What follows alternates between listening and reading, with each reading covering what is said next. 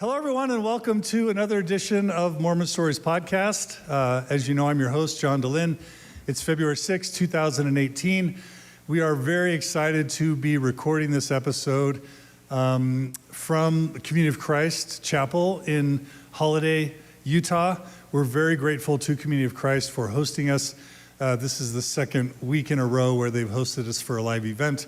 Last week, we had the wonderful Carolyn Pearson here talking about her wonderful book, The Ghost of Eternal Polygamy. Hope you enjoyed that episode. If you haven't listened to it, check it out. That's a super powerful book. And I'm so sick of reading Mormon books, but I loved her book. And so I made an exception and read it, and I was really floored by how amazing it was. So check that book out. But today we are not here to talk about Carolyn Pearson. We are here to celebrate the beginning of what I hope is a series on Mormon Stories podcast. We, as many of you know, a little while back, we were so honored to have the great Tova Mirvis. I'm told it's Mirvis. It rhymes with nervous. Exactly. So Mirvis, not Yes, Mirvis. it does. Mirvis. So Tova Mirvis is joining us.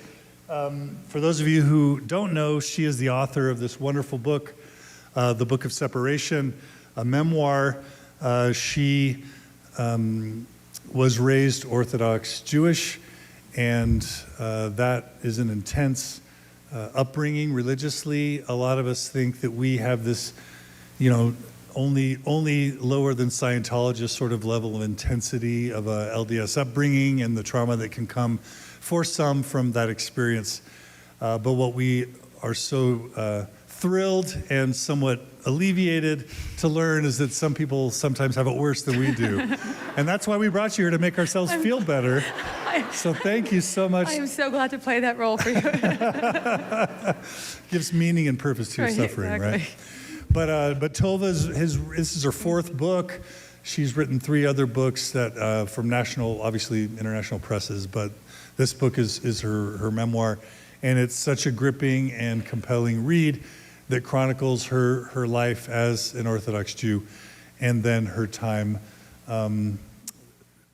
reconsidering her faith, questioning and challenging her faith, and then deciding that she could no longer remain Orthodox, and then what that meant for her, and what that meant for her first marriage, and what that means to her now.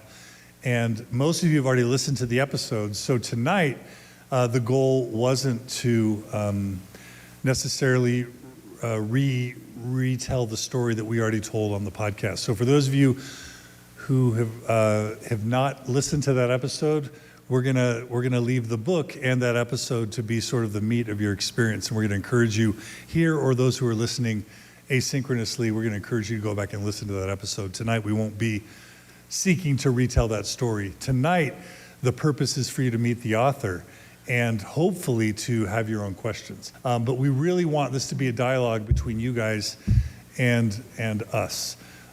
We've had a lovely day today in Salt Lake City. Do you want to tell us a little bit about your experience today and any reflections you have of kind of learning a little bit more about Salt Lake City and Mormonism, Tova? Right. Well, I've really only been to Salt Lake City once before, and it was just to land here and then drive to Canyonlands National Park. So I've had no experience before of Salt Lake City. And I think for me, it's been really fascinating to see, to really enter and be able to visit another religious world and to learn about it and to talk to so many people, both within the world and outside of the world. And so it's just been, it's been an amazing day in so many ways.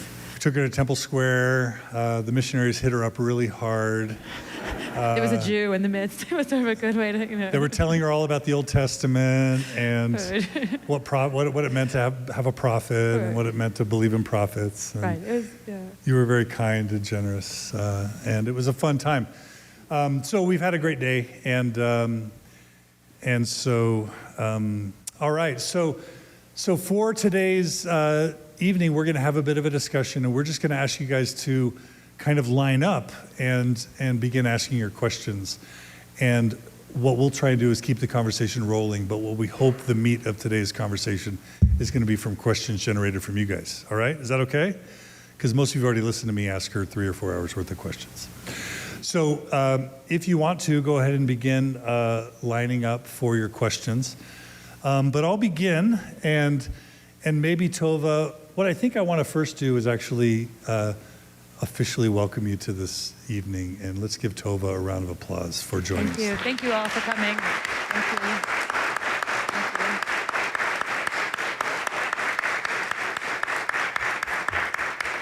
How many of you caught her on Radio West this morning? Did anyone check that out? We were super glad that Radio West was willing. So without any further ado, this is Author Meets Reader. Okay. So if you'll just come up to the microphone and ask your question, we will do our best to moderate a fun conversation. Awesome. Yeah. Tova, thank you so Hi. much. My name is Tyler. I listened to the podcast as I was beginning my faith transition, and I listened to your book immediately. You read it to me, and it was awesome. And part of why it meant so much to me is because it helped me see my bubble. I didn't recognize it, but recognizing your bubble, and as already mentioned, it's a big deal. And so now that I'm transitioned out, what I'm struggling with that maybe you can help me, and you mentioned in your book, you have a place for the people who still recognize and follow the faith. And I'm having a hard time with that. And I'm struggling I'm in a mixed faith marriage now and trying to make it work. And so I'm wondering, did you have anger, and how did you resolve that? You get to play psychologist. Sure. Thank you. I think there's that question of anger and how you relate to the world you've left. I think the experience of leaving, it's not just something, certainly for my world, and it sounds like for your world as well, it's not like something that you do on a weekend, something you kind of do occasionally. It's the everything. It was all of who I was. Probably if you had asked me 7 years ago to say one thing about yourself, I would have said I'm an Orthodox Jew. It's the center. And so to leave is to rip out that center and requires you to recreate it in some ways, or to ask what you become instead. And I think what's so complicated is trying to navigate how do you relate to the world you left. I'm still deeply connected. My entire family is part of the Orthodox Jewish community.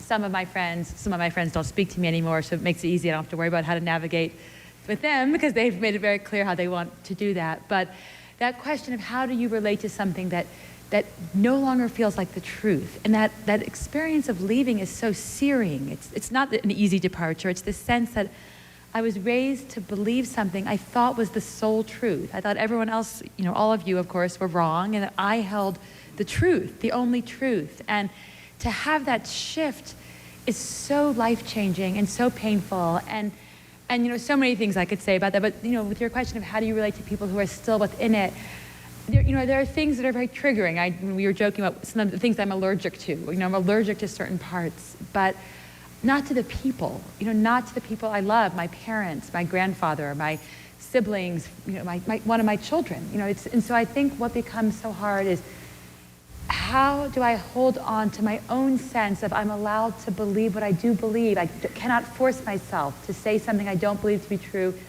and yet make space for these people who hold it as the truth, even when some of them cannot make full space for me. And so I think I try to err on the side of being accommodating, and it's an imperfect situation because it's not always met in return, because there's always the assumption that the one who is not religious can bend, and yet someone who's religious should not be asked to bend. It's hard to sort of see, no, it's the same in both directions, but I try, and it's imperfect. In an example, my Orthodox world is very much based on practice and observance, and so it's not even so much a question of belief, but if my kitchen is not kept to a certain standard of kosher, people I love won't eat at my house. And so I've chosen to keep my kitchen very, very strictly kosher, for example. And there are moments I feel like, look at the irony. I've left this world, and now I'm the kosher police officer in the kitchen, taking bowls out of people's hands and chastising people like, oh, I'm sorry, you can't mix that together. But I'm doing it not out of belief, but out of love for the people I want to be connected to. But it is, I think, one of the hardest struggles of how to hold on to your own right to believe something and still find that way across to people who believe differently.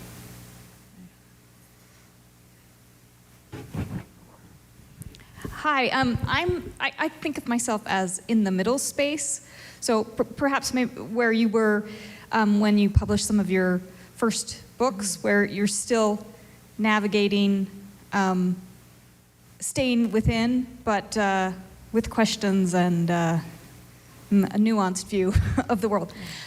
So my question is about your place as a writer before this book came out, before the Book of Separation, before you formally left.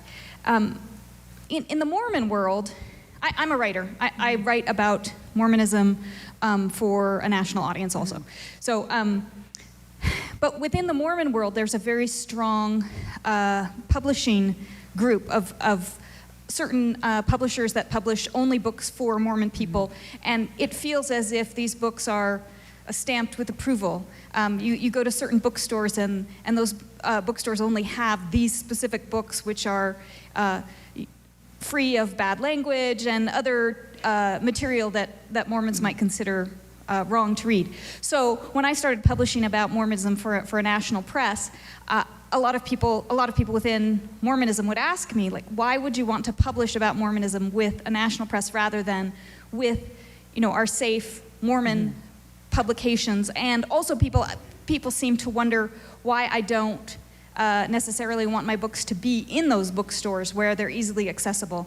So can you talk about is there a publishing world that's similar in Orthodox Judaism, and what is it like, and how did you navigate that space yourself as an author who was publishing for a national market but still writing about Judaism? Because I've read your other books. I loved especially The Outside World. There are presses like that within the Jewish world. There are Orthodox Jewish presses that gear their books towards a Jewish audience, and everything has to fit in. It has to sort of affirm that worldview, and everything has to sort of be kosher, meet the sort of standards for a certain audience. And even when I first started writing, I wrote my first novel was The Ladies' Auxiliary, which was about the Orthodox Jewish community in Memphis, where I grew up. And I always knew that I didn't feel like I was writing religious fiction. I didn't feel like I was writing fiction that was going to somehow make everyone be okay in the end, where the goal was going to be to show, like, look how wonderful a religious community is.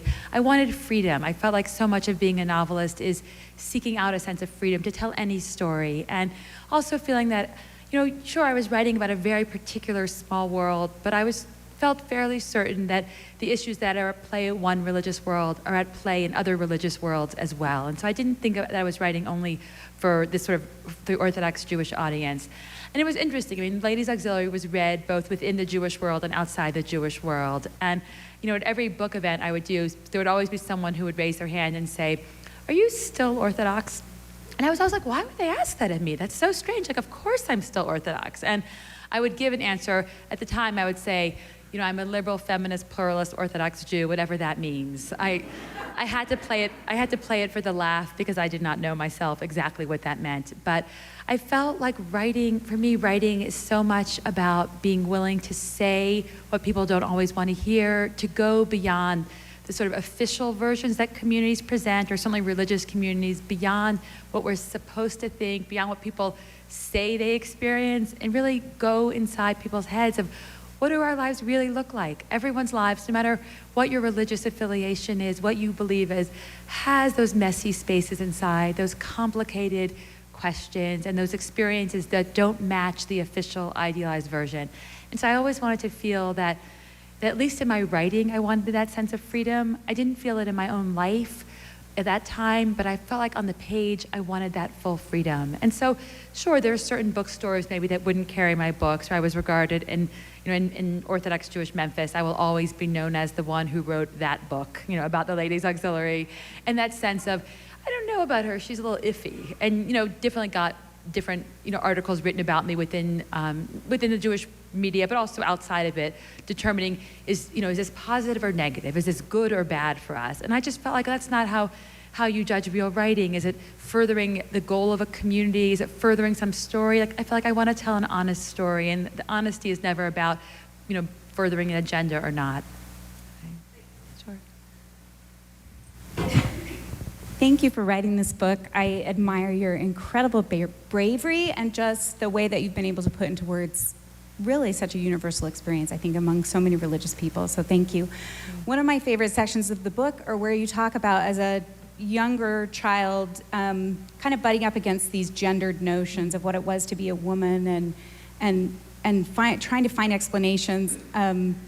The story or the explanation for why it was okay for David to take Bathsheba as a wife, the whole story was so good and reminded me so much of the explanations I got about why it was okay for Joseph Smith to marry other men's wives and then send them on missions. And I mean, there just were so many similarities. So, but my question for you is, now, how do you have conversations about sexism and feminism with the people that you love in your lives that don't see sexism and think feminism is a bad word?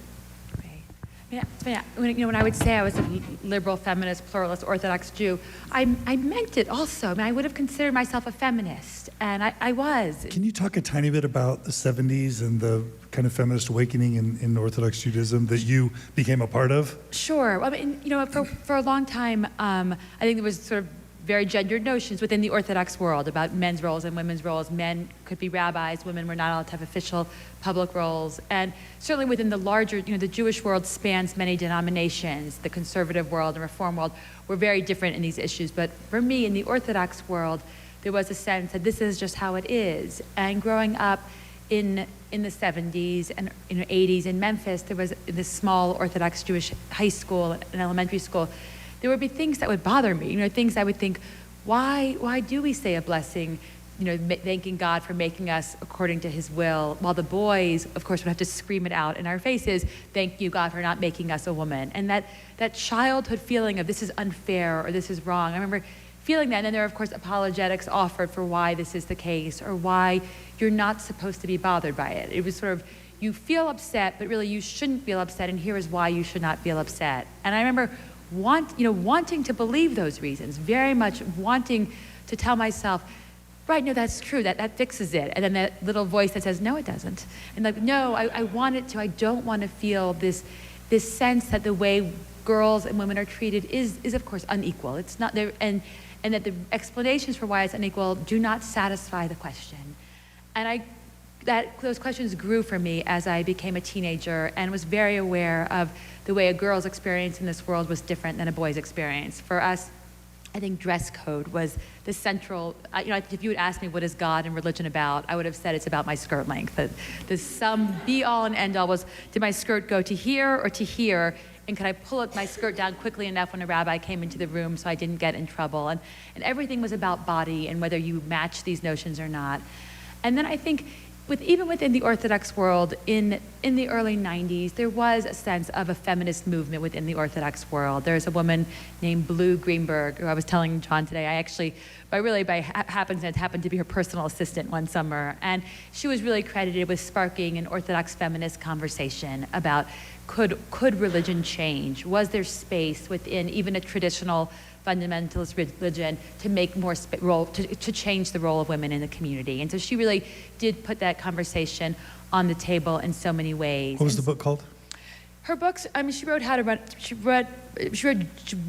is it called? Women and Judaism, I think. She also wrote a book called How to Run a Traditional Jewish Household, which was not her feminist book. But although it was probably more feminist than the title sounds, but she was really a groundbreaker in this world and continues to be in this world. And is someone who I've admired so much for her willingness to say, I'm remaining part of this world, but I want to change it from within. And so I think there is a conversation, even in an Orthodox community, about the role of feminism. It's considered left-wing orthodoxy or liberal orthodoxy or open orthodoxy, all these sort of adjectives to sort of explain. Liberal orthodoxy. Yeah, exactly, right. As my husband gives me a hard time. He's like, liberal orthodoxy, is that like liberal fascism? What is that like exactly? But the sense of how many adjectives can you use to qualify it? But the idea that you can hold onto a fundamentalist religious belief and still become part of a modern world and still have religion change in some ways. And so that is the conversation in the liberal Orthodox world about the role of women, the treatment of gay people in the community, about issues of openness, just all sorts of issues are on the table in the Orthodox world in a way they probably were not 15 or 20 years ago in that sense. But the conversation about gender is a hard one because I think what's so hard about it is I used to feel that I had to find a way not to let it bother me. I had to find a way to somehow metabolize what I was being told and tell myself it's really okay, because it felt incompatible. But that feeling of incompatibility is a very uncomfortable place to be, to feel I live one way and I sort of believe in it, or I'm supposed to believe in it, but I also know a part of me does not. And that sense of cognitive dissonance, or the feeling of your own self is at war with itself, was so much of my experience, particularly around gender. And now I don't have that experience. For me, by leaving that world, I no longer have that sort of contortionist feeling of how to make it feel okay. And it is a hard conversation to have sometimes with people who even people who believe in Orthodox feminism, but feel there's a certain line past which you cannot go. Sounds familiar. Thank you. Well, thank you for coming tonight. We're really grateful to have you here. And I just wanted to ask, it's a tricky question. My background is my father is he's a Reformed Jew, and my mother is Mormon, and she raised me. So I served in LDS mission, got married in the LDS temple, but my Jewish heritage has always been really important to me. I even taught myself some very basic Hebrew when I was a teenager. And when I was doing my Hebrew studies, I came across the phrase Tikkun Olam, to heal the world, kind of a calling. I think it's from the Kabbalah or kind of medieval Jewish mysticism, kind of the calling of the Jew to fix whatever's wrong in the world, to prepare the world for the coming of the Messiah. And that falls in line really closely with a lot of kind of the Mormon ethos too. The Mormons see it as their duty to prepare the world for the second coming, right? Prepare for the 1,000-year reign of peace and everything like that. When I lost my faith, it was really hard for me to give up. I kind of saw myself as anything but a Gentile, right? I was part of the covenant people on two sides. But when I lost that identity, I wondered, can I still take this with me in some way? Can I still feel that I am called to fix whatever's wrong and broken in the world and make this a better place? And can that carry the same strength, the same sort of visceral, spiritual quality that it once did for me? And I was wondering if you have any insight into that. The term Tikkun Olam is a Jewish term that means, as you said, repair of the world. And I think it has sort of Kabbalistic mystical origins, but it's used today most often as the sense of an imperative towards social justice, the idea that we have an obligation to repair the world. And I've actually never heard of what you described as in terms of preparation for any kind of messianic time period. I usually hear it, ironically, outside of the Orthodox community, but in other denominations in the Jewish world, the sense that there's ritual observance, you can pray, you can keep a kosher kitchen, all these sort of ritual observances, but the central feature of a religious personality, or of any of us, can be to do good in the world, to help somebody, to feed somebody, to help the environment, to do things that actually do good in our world, separate from any religious mandate. And when I think about leave taking, I often think about the question of, what do I want to hold on to? I feel like not every leave taking has to be complete or total. And there are parts of my world or my upbringing or culture that I still want to be my own. And the mandate for Tikkun Olam, to repair the world, is one that I hold on to, whether I can claim it as a religious origin or anything mystical, but just as a way of being in the world, a way of living that views my obligation not stemming from any divine command, if I could even make myself say that or believe that, but from a human command, from a human obligation to do something good for the people who are not in a spiritual realm somewhere else, but right here, right next to me. And I think that for me has been an important piece to hold on to, and to see how it is used in the Jewish world and other worlds, and to hold on to that piece of my Jewish identity as that, and putting that in the center of it really in many ways.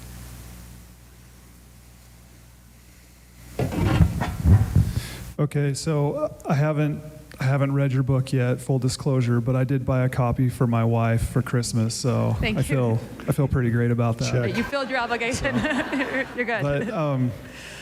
But so your podcast that you did with John a while ago, it really had an impact on me, and that leads to my question. It got me thinking very deeply about time and the value of time, especially when you talked a lot about all of the religious practices and and how much time and effort and how much stress and worry and concern went into that. I could identify with it personally, and then, listening to your story, it was kind of just even more. So my question really is, as you went through a transition and you maybe spent less time on religious practice, and started to evaluate, what matters to me, and what matters to my family, and what matters to people that I love, and what matters to, what good can I do in the world? As you kind of went through that, and maybe you spent less time on your religious practice and started to fill that time with other things, could you maybe just talk about that a little bit, and maybe give a couple of examples of what that was like and what kind of value, how you filled that time, and whether you felt like it was more valuable or less valuable than maybe some of the things you were stressing about and spending most of your time on with your Orthodox religious practice. Does that make sense? Yeah, sure. So much of Orthodox Judaism is rule-oriented. So it's not sort of theoretical beliefs or abstract ideals, but it's in the here and now. It's, to keep a kosher kitchen means that you have two sets of dishes. You have dishes for meat and dishes for milk, because you can't mix meat and milk according to the laws of kosher. It means you can't wash a meat dish with the milk sponge, because that would be mixing it. To observe the Sabbath, I grew up hearing the Sabbath is such a wonderful day of rest. It's such an opportunity to just be with family. And once I was married and had children, I would think, yeah, but Saturday might be nice. But by the time Saturday comes around, I'm so exhausted from the preparing for the Sabbath that I don't want to actually do the Sabbath. Or I would have people over for Friday night dinner, and I would think, when will they go home? I'm too tired. I've cooked all day long in order to do this. And so it's a very time-consuming religion in terms of women's work, so-called women's work, in terms of being in the kitchen or preparing for Passover. I used to find myself thinking, if we took all this manpower spent doing such thorough cleaning of every kitchen in every Orthodox home or every Jewish home, that to get rid of any drop of breadcrumbs, or my mother would take a toothpick along the grooves of the table in case there was a breadcrumb there. I remember thinking, if I could take all this, time and money and energy spent, it's like, I bet we could build so many homes for poor people. We could probably build villages, places. And, that question, for me, it's not just a question of time spent, but values and what matters and where we put our energies, and to feel that so much of my time and emotional energy was expended in being this person. And so there is that question on the other side. And I think about time, it's also about meaning, I think. What do we do when you are told for so many years, this is the thing that creates meaning and purpose, this defines you, this gives you community? When you leave that, it does leave a vacuum, an open space to say what fills it. And so, in some ways, having 3 kids, I feel like, wow, I don't have that problem filling that time at all. It just filled itself right up. But I think it does leave open that existential time question of what matters to me in the world, and who do I want to be in the world. And I also think, when I was part of this world, I don't think I ever had to wrestle with the question of what did it mean to be a good person. I felt like if I followed these rules, I automatically was. I just checked off that box. And maybe what takes place on the other side is that need to ask the large questions, that space to say, well, what do I actually believe in? What do I care about? Where do I want to spend my time? Because I'm in Utah, because I love Canyonlands and Zion National Park, I'll give you this answer here. But one of the things that's been most valuable to me is the idea that you can celebrate a holiday in more than one way. And for me, the probably most meaningful Jewish holidays I spent have been in Zion and Canyonlands. Before, there were so-called holidays where you could theoretically do whatever you wanted, but of course they were all mapped. We had to go to my in-laws. We had to be in synagogue for 6 hours. We had to have these meals afterwards. There was no free time at any point, because that was just what you did. And part of leaving is to recognize that I get to choose how some of these things are going to look. It's not mapped. And so when I think about time in terms of holidays and what my year looks like, I decided that I did still want to observe Rosh Hashanah, the Jewish New Year. It still meant something to me. It didn't mean what it had once meant.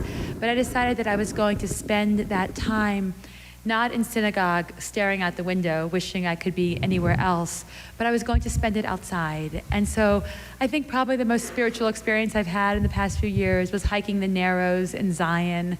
This sense that I could, that I grew up feeling that religion had a lock on that feeling of wonder or majesty or mystery, that if I were going to feel any sense of awe, it only could take place in the confines of religion. And I think my experience at Zion and Canyonlands, at Arches, at all these places taught me that no religion owns that feeling. No religion owns the feeling of wonder, and I could choose to do that. And that freedom came by no longer observing and having the opportunity to choose how I was going to spend those open days and that time.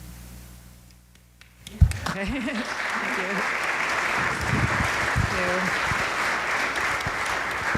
you. It's wonderful to meet you. Thank you for this book. Thank you. It's been wonderful for me.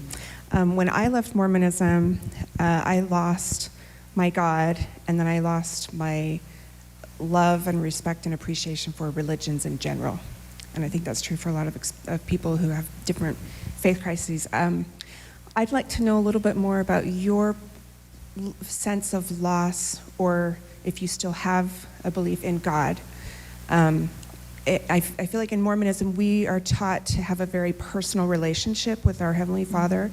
And when the building in my mind started crumbling down about the whole church, God came with it for me. And that was really traumatic, because I felt like he was really there, and he was really my Heavenly Father, and that he knew me and understood me. And so that was really hard. And then secondly, the religion part. I don't want anything in my life to be religious. I don't want my kids to be in a religion. I don't want, and you talked about your the differentiation you've got with your 3 kids, right, and how they're kind of going their own ways. But if you could talk about your respect or appreciation or belief in religions in general and with God as well. Sure. Pause 1 second. Sure. We had a request from the audience that those waiting in the queue come sit here in front, just so that people in the audience can see. I'm sorry it took me that long to see that, but Verlene comes down, just like testimony meeting. Okay. It's the queue. Verlene, you're next. Any of you who want to ask questions, just come sit right in the front row and we'll have you come up. Right. Thank you. Okay, sure. And I think the way you describe it is so apt, that sense that everything come crashing down when there is that loss of faith, because faith does feel personal. I think that you're taught, I was certainly taught to believe in the idea of a personal God, that, and our God, I don't always know that he was the nicest personal God. I sort of felt like this feeling of being watched, like maybe a parent, but like a very strict parent who had lots of opinions about me. It was sort of this love-hate parental relationship for me, my idea of what God was. It was always sort of like trying to hope God didn't notice the skirt was a little too short, or was God, so there was that skirting, literally skirting the God sort of feeling. But, and then as I got older, I felt like Judaism had this sort of rationalist stance also, where I could distance myself from the idea of a personal God. In some ways, it was almost embarrassing to talk about God. It was like, well, of course, we all presume God exists. But in Judaism, we talked a lot about law and observance of the religious law. And so to talk about my feelings about God, I feel like would have been a little like on the crunchy side in my world. And so I didn't really talk about it. I don't think I even felt it. It was much more about observance. Did I follow the rules? And the idea that God had created this religious structure of law, and the rabbis amplified that structure and added to it, and that my job was to follow their structure, and somehow God was a part of the equation, but it wasn't always that personal. I think that God in my world was community, that sense that belonging to the community was the real God.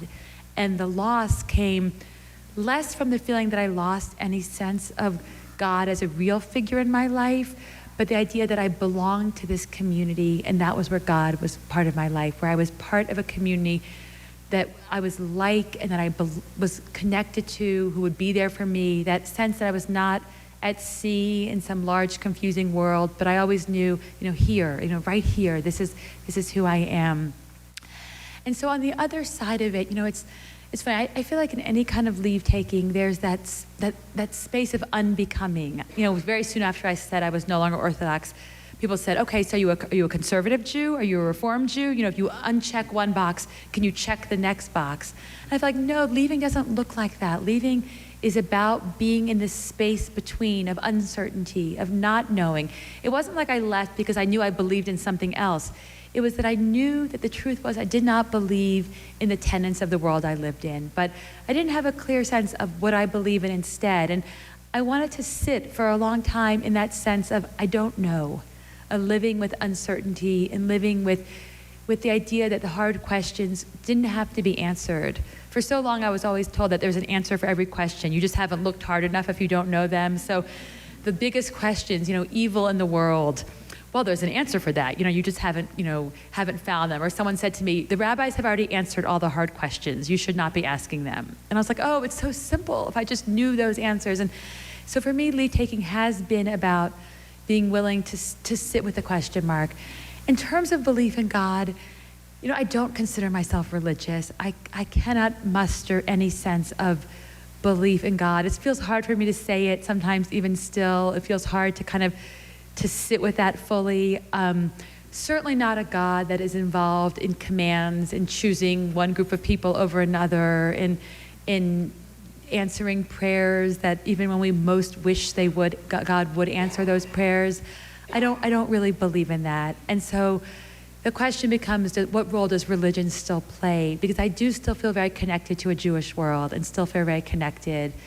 And one of the conversations John and I have had today is there such thing as sort of, in the way in the Jewish world, you can be a secular Jew or a cultural Jew and still feel very connected. Is there space? I'm curious if in your world you feel there's a space to do that as well. And so, for many people in the Jewish world, they would say, I don't believe in God, but I'm deeply Jewish. I connect to Jewish history, to Jewish culture. I can celebrate the holidays as a cultural expression. I enjoy many of the holidays with my family. I don't enjoy them with the same set of rules I once had. I don't worry about whether every single thing I've done has adhered to dozens and dozens of rules, but I can enjoy the sense of I'm connecting to something that's important to my family and my where I come from.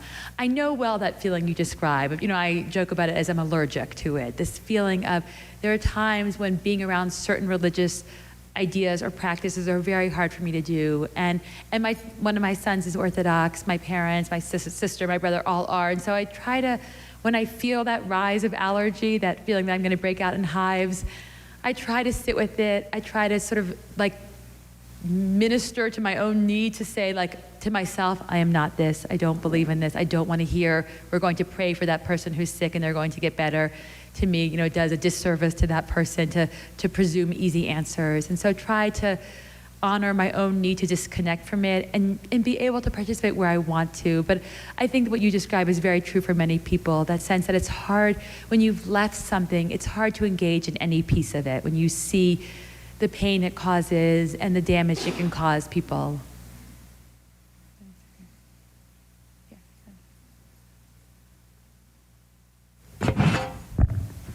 You have answered a lot of my question.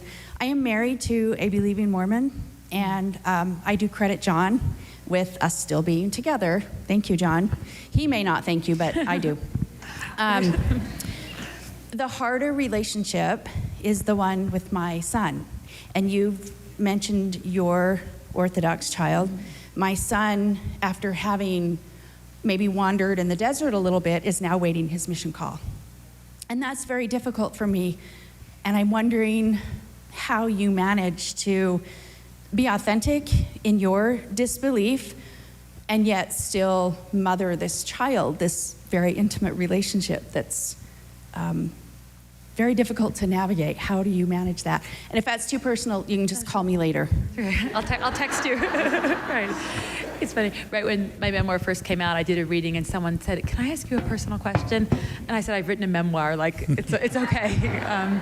But it is a hard relationship. It's that question of it's the hardest parenting question of all of how do I be myself, my true, authentic self, as you say, and allow my child space to be themselves. When I had small children, I really thought the hardest part was then when they were 3 of them running circles around me. That was so easy compared to now having teenagers and a son who's almost 19, where the hardest part is really letting go, accepting the fact that I birthed a child who is an independent being with his own ideas and own thoughts and will make his own choices. And I can have input, I can talk about what I feel, but I don't choose it anymore as if I ever did. I don't get to control it. And so navigating that relationship for me with my oldest son, my son is spending a year in a yeshiva, an Orthodox learning institution in Israel this year. He's doing a gap year. I know Orthodox Jews, we don't do mission, we do yeshiva, a gap year in Israel before going to secular college. And so he is doing that this year. And I actually just got back a few weeks ago from visiting him there. And, I asked myself the question over and over again, exactly, how do I be authentic? I don't want to, first of all, when you write a memoir, there's no doubt about what you believe. Like, he knows what I think about it. And and yet I still want to be his mother. I want to support him in the choices he's making. And I think the way I do it is by trying to always be willing to have the honest, hard conversations, to say, to sort of be able to disconnect from my own critique of that world and hear his experience. Sometimes it means putting aside the part of me that wants to be like, let me disassemble that argument in 5 minutes. Putting aside that part of myself to hear for him what is moving and valuable and important, and to support that in the same way that I would want someone to do that for me in the other direction. The same way it comes easier to maybe do it for a child who matches your opinions. And so to be able to respect what for him matters in the world. And then I feel that I don't ever want for him to ask me to suspend critical thinking, and I want him to know you still can ask critical questions about the world you're part of. And so we've had a fascinating email exchange these past few days, actually, about belief and about the question of can you prove belief, and about the idea of a leap of faith. And it's maybe email's a good way to do it, because it lets each of us sort of formulate our opinions. And I can say, I can be sure to say I respect the fact that for many people, they believe in this, that they choose a leap of faith into belief, and they can live meaningful lives. I respect that someone else can make that choice. And then I sort of add the next paragraph where I say, like, what is complicated for me is this. And so I try to be both honest and gentle, and to walk that complicated dance. And my middle son is not interested in religion. He said to me recently, I think it's so much more likely we're just a product of another civilization simulation than a God exists. And so, it's like sometimes I feel like, okay, I'm, got it on both sides. And, my middle son is deeply skeptical of religion in any way. And in some ways it's the same set of questions. I don't want to be like, yeah, go get him, like to tear it apart either. I want to listen to what he has to say and to hear it, and maybe offer some of my own thoughts. But so much of parenting is not just telling a kid what he's supposed to think or what I think, but teaching him how to think for himself. I feel like asking questions in some ways is the best way to have a conversation, to say, on both sides and all sides, what does that mean to you? Or what do you make of that? What do you think about that, rabbinic teaching? Or what do you think about the thing that your teacher said that you find a little questionable? And, to learn through an asking of questions. But it is one of the hard parts of leaving, that there's not this sort of sense that everyone matches, as if it's maybe never true anyway, but you have to have hard conversations with your children all of a sudden. And in some ways they're the most rewarding conversations. This email exchange with my son has been so meaningful to me, to have a serious conversation with an 18-year-old, to really engage in these deep questions, and that he wants to have that conversation with me, and that I really want to have it with him. And to know also there are times it's exhausting. There are times navigating our extended family. We had a Thanksgiving, recently, where we had my ultra-Orthodox brother, my parents who are modern Orthodox, my sister, I got remarried a few years ago. My husband is, he describes himself as Jewish, and he is secular, and this very, I used to say he's not religious, but the truth is he's deeply anti-religious, would be really the only honest way to say it. And he has 3 kids who are secular Jews. My stepson has a non-Jewish girlfriend who's Russian. Just this range. I feel like here is the American Jewish experience around my table. And there were moments that felt, wonderful that we could all come together. There were moments I wanted to go upstairs and lie down and just take a little break from what's hard about it. Mm-hmm. Jana. After Jane, I'm going to answer some of the questions you guys have texted. Okay. So you guys get a break for coming up to the microphone. Okay. Go ahead, this Jana. is like testimony meeting. It's scary. Like your heart is racing. I just want to say thank you for coming to our beautiful state. I loved the podcast you did with John, and your work is beautiful. I love your voice. I love to listen to you, and I put you in Sweet Margie DeLynn, I'm the same. I love your ideas and I love your brain. So welcome and thank you for taking time and space for coming. Thank you. Thank you so much. Thank you. So a couple of teasers for those of you who have not listened to the podcast. 3 things. I had to write him down because I'm like, I'm going to get up here and forget. So for me, the key to get into the hotel room was I was like, oh my gosh. And then the other one was the tearing. How to use the restroom without toilet paper. You can't tear. Right. Like that was, I'm like, oh okay. Right. And then the sushi on the floor in the bathroom. I was like, oh my gosh, that's like coffee. It's the same fruit. thing. Right. So there were so many similarities the whole way through. I just kept thinking, there's other people out there. It's so normalized, if you could say that. My experience with leaving Mormonism, and I think many of our experiences, is like, oh my gosh, there's other people in the world having similar experiences with their religion. So thank you for speaking about it and writing about it. I really appreciate that. The one thing that just came up for me as a little question is guilt. Do you ever feel guilty with how you used to live, how you live now? How does that come up for you, and what do you do with it? Because even like singing the song in the beginning when you said like tearing your heart out, I was like, oh, I'm gonna cry right now because it just hits so home. So many things that you say hit so home for me, and I relate to that. And the things with your children, holidays, how do we celebrate? How does that look like? Because it's all different now. Right. Thank you. Right. Thank you. Thank you. I should say about the question of guilt. I assume everyone here has heard the phrase Jewish guilt. And so yes, I mean, I think that, when you change the story of how it's supposed to look, when you veer from the path, that sense of guilt is enormous. That feeling of sort of that internal castigating voice, the meanest version of myself who lives inside my head, who, will say, other people were fine with it. Why couldn't you just stay within it? Why did you have to think about it so much? Maybe, other people think it's beautiful. That question, you hear both from externally and I think we internalize There's a lot of heads nodding right now. You too? Right.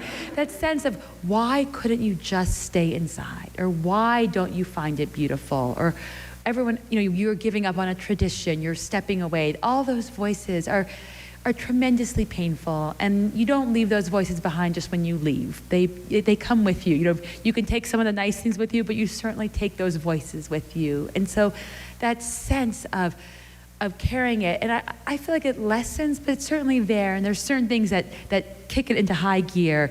For me, the holidays are one of those things that story I can tell myself that everyone else, of course, is having a wonderful holiday with their family. They are gathered around their tables. They are all very happy. They experience belief and faith and wholeness. And here I am in Zion National Park, that sense that, if only, and it's a fantasy version, because then I remind myself, but I was that, and I didn't feel that way. That wasn't at all what it felt like, but it's very easy to idealize what used to be. And so I think part of the experience of leave taking is learning to live with that, to know that, yes, I did change. When I was in the midst of leaving and getting divorced, many things were said between my now ex-husband and myself, but one of the things that really cut the deepest was he said, he accused me and said, you've changed.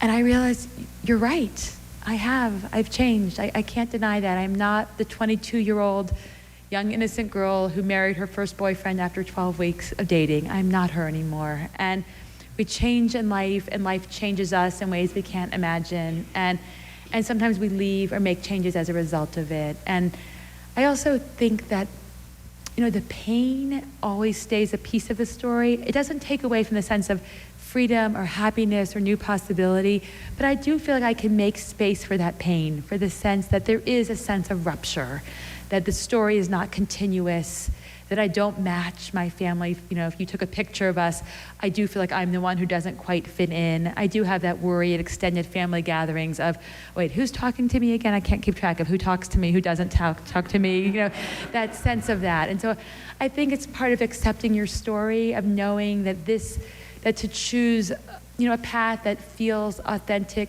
sometimes comes at a price, but certainly for me, I'm guessing for many of you, the price is one I'm willing to pay, because what I get on the other side of it is a sense that I am not afraid to speak with my own voice. I don't have to have that constant feeling of trying to force myself to think something I don't really think, or trying to pretend. You know, for me, there was always this sense of like a secret second self who lived inside me.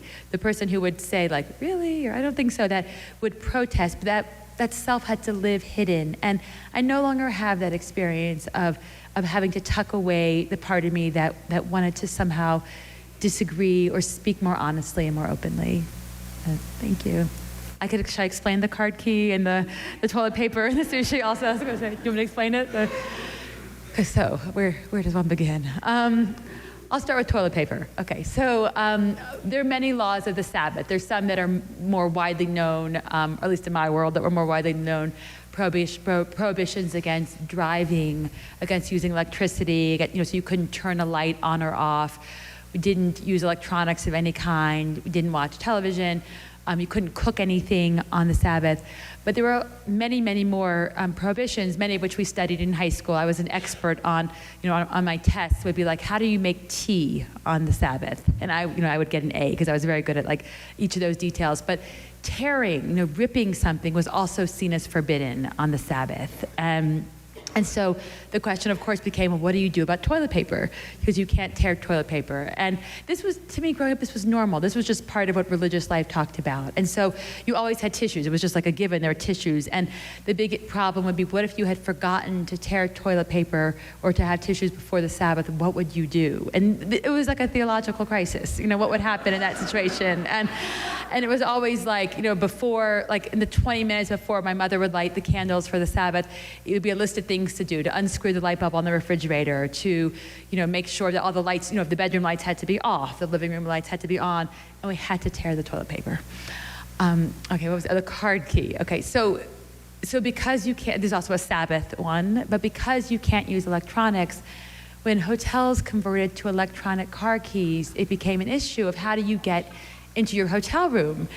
And part of me now looks at it and thinks, was this really what I worried about? But if you believe this is the truth, like if you believe this is God's command and the rabbinic laws have the power of God, and you believe that by using electricity you are trespassing on these things, then it's serious business all of a sudden. And so it was always this question of what to do about it. And so sometimes you would let a child do it. I remember one time at a hotel, I was like, well, we'll just stay out of the room the whole day. We just won't go back into the hotel room until the Sabbath ends. Sometimes we would ask the person at the desk to do it, but you can't directly ask someone to do something for you on the Sabbath. So you can imagine, we would say, so we need to get into our room and the key is electronic and we can't use electronics on the Sabbath.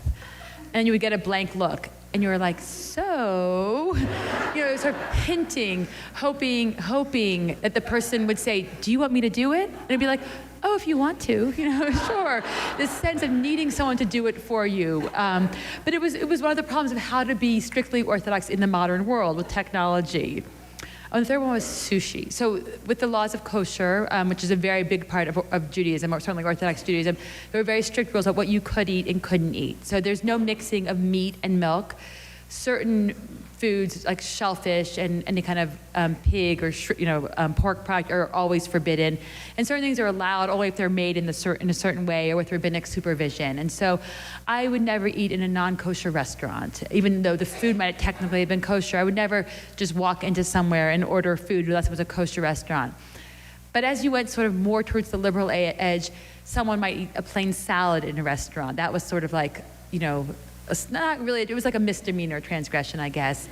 But sushi was interesting because sushi wasn't cooked, technically. I mean, the rice was cooked, but it was cooked in a rice cooker. So it was only used for rice, and rice was always kosher, and everything else was raw.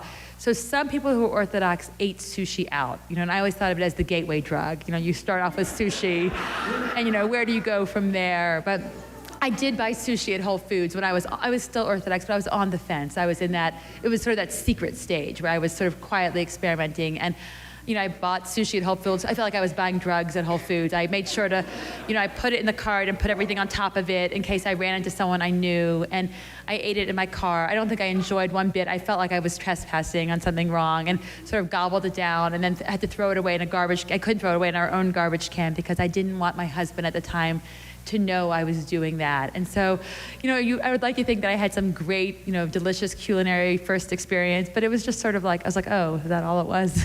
So, yeah. All right. You guys have done great with questions. We've got like 20. So thank you so much, everyone who's asked questions and everyone who's sent them in. We've got a ton. How have you dealt, one of the things that many liberal and post-Mormons sort of struggle with is if they have family members who remain in the church, they're continually viewed as a disappointment, either by their spouse or their children who remain faithful. So one of our audience members asked, how have you handled your children, or specifically, how have your children handled you? And I'm going to add to that and basically say, has, for example, your son, have you ever felt like he kind of views you as a disappointment? And if so, what's that like, and how do you kind of cope with that? Right. It's funny, I don't feel it for my oldest son who is Orthodox. I feel that he, maybe because I raised him Orthodox, but I also raised him in a very, certainly as he got older and as I was moving away, in a pluralist environment. He went to a pluralist Jewish day school where he learned that we were Orthodox, but there were other ways to be, that there was not only one way to be. And I feel like he took that message to heart, even though it wasn't part of the mainstream Orthodox community that we also belong to. And I feel like that's still so much a part of him. And so I have an enormous sense of respect for my oldest son, that he can be Orthodox, and yet I never really feel that from him. I really feel, if anything, I feel like, when the book first came out and there were like some, Twitter haters out there, he was like, can I go argue with them? Can I take him on? I was like, do you really want to do this? Do you really want to like fight the fight? He's like, yes. I was like, okay, if you enjoy that. I do not enjoy that kind of thing. And so I think he really did feel a sense of wanting to be who he was and to yet respect the fact that I was going to be who I was. And so it's, there's always the complication of navigating that, or any teenage relationship, the idea of, how do I know my parent? I want to just know her as my mom, and yet somehow, she has this whole other part of her life that maybe I don't want to know that much about. I don't, my kids have not read my book, and my oldest son has chosen not to at this point, and I understand that. I think you don't necessarily want to read about, your mom's first kiss sneaking out when she's 17 in a Jewish camp. It's maybe not high on your list as an 18-year-old to read about, but I do feel, so for my kids, for my middle son who has felt his own estrangement from religion at a young age. He actually trespassed before I did. There was one Yom Kippur, which is the Jewish Day of Atonement, when I was still married and we were part of an Orthodox world, when there is a day spent fasting and in prayer, but there's usually like an hour break where you get to go home. And so we went home, we took a nap, and I woke up and I asked my oldest son, where's I'll use his real name, Daniel, where's Daniel? He's like, oh, he's downstairs watching TV, which is so forbidden. I was like, what? And I knew I should have been appalled. I think part of me was sort of impressed. I was like, wow, he is a rule breaker. And, I had mixed feelings about it, but I was sort of shocked that he was not bothered by the sense of how taboo it was in our world. And so for him, I think that the experience of my writing about this, I think of all the, he likes to tease his siblings that he is the star of the book. He is the one who is most in the book, because a piece of the book was in the New York Times this September, which was a scene of me taking him for a slice of non-kosher, or technically not kosher pizza, where he asked me if I had ever had non-kosher pizza before. And at first I hemmed and hawed, and then I wanted to be authentic. I wanted to be able to be honest with him. And I said that, I had. And he said, he asked if I would take him for a slice of non-kosher pizza. And I thought, oh, this is getting complicated, I'm not sure. And ultimately, after much, much wrestling on my part, I decided that I would take him. But I told him that we could only get vegetarian pizza, because in the Jewish world, vegetarian cheese pizza is sort of a misdemeanor. It's not a full felony. It's many people who keep kosher in some sense will eat cheese pizza other places. And so I took him, and he accepted this rule. He was sort of willing, he was thrilled to be going at all. And he was sort of eyeing the pizza case, eyeing all the different toppings. And he said to me, if one day when I'm older, I decide to eat pizza with meat on it, will you still love me? I feel like that's the question. I mean, that is the central question. If I am different than you are, if I don't have the same rules, if I choose something completely other, will you still love who I am? And it was the same question I was asking, I think, of my own world and my own parents. And so for him, because that was in the New York Times, he heard a lot about it, and he knew he was fine with me sending it there, and he was, I think, excited about having it there. And he said something to me that was so moving. He said, Mom, if you hadn't done this, if you hadn't left, then I would be the one who had to do it. And I feel like who knows how any of our kids will end up religiously? Who knows what they'll choose? But I hope the message that they get is that they are allowed to choose, that they don't have to be one way in order to have that sense of love. And so I hope that giving them that space invites that kind of respect in return. And so at least for my kids, I feel like there is that sense of comfort right now.